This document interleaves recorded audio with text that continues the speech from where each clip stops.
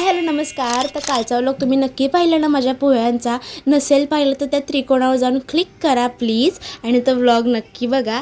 आणि मग आज दिवसभर आम्ही मिरच्या साफसफाईचंच काम करत होतो, दोघी माया लेकी दिवसभर मिरच्याच आम्ही साफ करत होतो। आणि हा सगळा त्या मिरच्यांचा मसाला आहे, कारण आम्ही आता चटणी करायला घेतली आहे। तुम्हाला मी म्हटलंच होतं उन्हाळ्याचे काम स्टार्ट झालेले आहेत। सो पापडचा हे पण आम्ही आणलेला आहे, काय त्याला म्हणतात पीठ।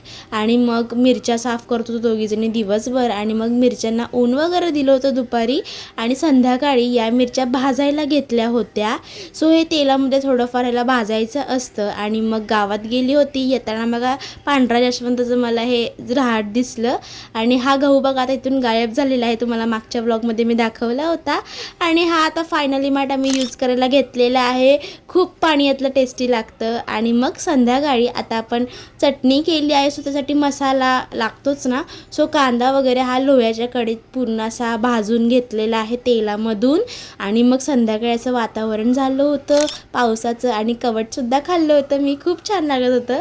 आणि मग पाऊस थोडाफार पडला आणि लाईट गेलती, परत आलती। आणि ही मांजर बघा कशी रागात बघते यार, हिला काय झालं होतं काय माहिती। आणि मग दुसऱ्या दिवशी अशा घुरवड्या टाकल्या होत्या आमच्या मोठ्या आईने।